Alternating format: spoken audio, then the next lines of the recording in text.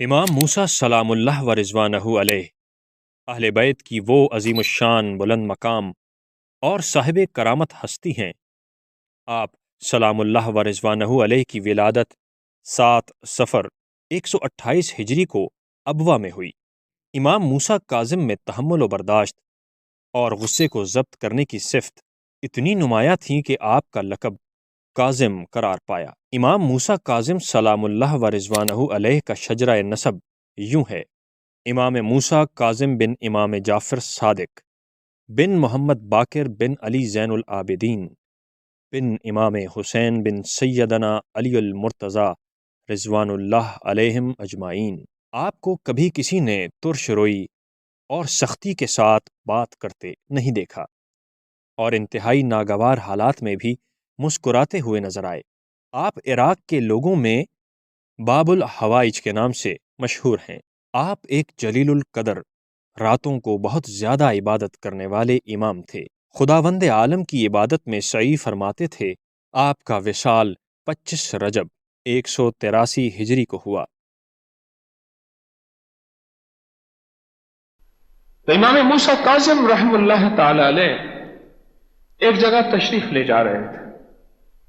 ایک شخص کو دیکھا، بہت زبوں حال، پریشان حال، دکھوں کا غموں کا مارا ہو۔ اس کے پاس خود تشریف لے گئے تو اس نے دیکھا، وہ نہ پہچان سکا کون ہستی ہیں، کون صاحب کمال ہیں، کون آل رسول اہل بیت کے تاجدار ہیں، وہ نہ پہچان سکا۔ تو اس سے پوچھا، لگتا ہے پریشان ہے؟ ہاں۔ کہا کیا پریشانی ہے؟ کہا میرا سب کچھ لٹ گیا، میں اپنے علاقے کا، اپنے قبیلے کا سردار تھا، میری بیویاں تھیں، میری اولاد تھی، میرا مال تھا، میری چیزیں تھیں، میری دولت تھی، میرا سب کچھ تھا، میں اپنے قبیلے کا سردار تھا، لیکن آج سب کچھ ختم ہو گیا، اور حتیٰ کہ میں اپنا قبیلہ چھوڑنے پر مجبور ہو گیا، تنہائی کی زندگی گزار رہا ہوں، تنہائی کی زندگی۔ تو حضرت امام موسیٰ کاظم رحم اللہ تعالی علیہ نے دیکھا اور دیکھ کے فرمانے لگے، کیا ہوا تجھے؟ تو لگا میرے پاس سب کچھ، مال، چیزیں، نعمتیں تھیں، سب کچھ تھا، سب لٹ گیا۔ غربت کی بھی ہوتی ہے عجب صبح عجب شام، کرتا ہے سفر جب قافلہ راحت و آرام۔ راحت و آرام کا قافلہ کو سفر کر جاتا ہے، راحت و آرام ہوتی نہیں۔ تو پوچھا، تجھے کیا محسوس ہوتا ہے کہ تیری پکڑ کس چیز پہ ہوئی ہے؟ تجھے کیا محسوس ہوتا ہے؟ آپ کون ہیں؟ اتنا گہرا سوال کرنے لگے ہیں اور میرے دل کی باتیں آپ بوجھنے لگے ہیں، آپ کون ہیں؟ اور میرا نام یہ ہے۔ کھڑا ہو گیا، اس نے آپ کا ہاتھ چوما، پیشانی کو بوسہ دی اور عزت و اکرام سے بٹھایا۔ عجیب بات کہنے لگا، میں جس دن سے زوال میں آیا ہوں، میں ایک دعا کر رہا تھا کہ یا اللہ، سنا ہے کہ امام موسیٰ کاظم جس کو دعا دے دیں اس کے بیڑے پار ہو جاتے ہیں، کبھی مجھے ان سے ملوا دے، وہ پتہ نہیں کہاں رہتے ہیں، یا مجھے ایسی کوئی تیز رفتار سواری دے دے اور جس کو سمتوں کا بھی پتہ ہو، یا اللہ میں ان تک پہنچ جاؤں اور ان سے دعا کرا دوں تو میرے کام بن جائیں گے کہ مجھے سہل ہو گئی منزلیں کہ خزاں کے رخ بھی بدل گئے، تیرا ہاتھ ہاتھ میں آ گیا تو چراغ رہ کے بھی جل گئے۔ رو پڑا اور کہنے لگا کہ دعائیں رائگاں نہیں جاتی، دعائیں ضائع نہیں جاتی، دعائیں اثر کرتی۔ شیخ نے پھر سوال کیا، تیرا کیا خیال ہے؟ تجھے زوال کس چیز پہ آیا؟ کہا کہ ایک قبر تھی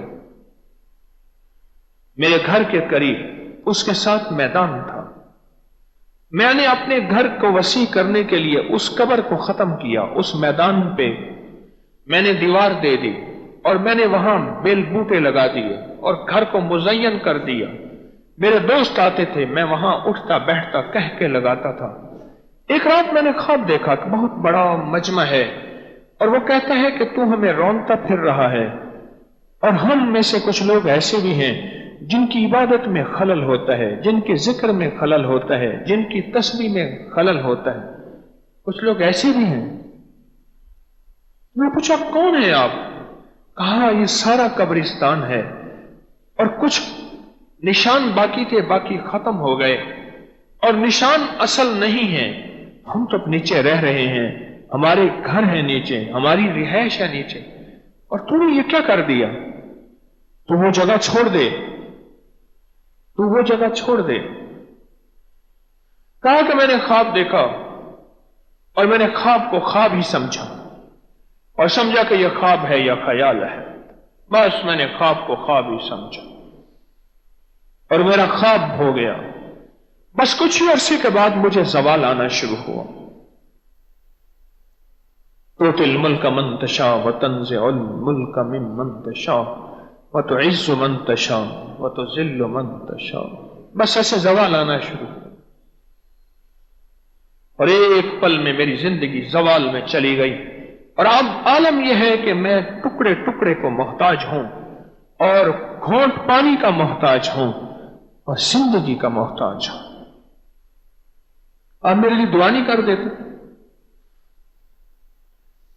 شیخ نے فرمایا میں تیرے لیے دعا کرتا ہوں، اور ایک دعا بتاتا ہوں تو پڑھا کر، اور پڑھا کر اللہم اغفر لی ولوالدی وللمؤمنین والمؤمنات والمسلمین والمسلمات۔ اس نے کہا کہ میں نے وہ جگہ خالی کر دی ہے، لیکن زوال ختم نہیں ہوا۔ فرمایا لگتا ہے کہ ان فقراء، ان درویشوں کی ناراضگی ابھی ختم نہیں ہوئی۔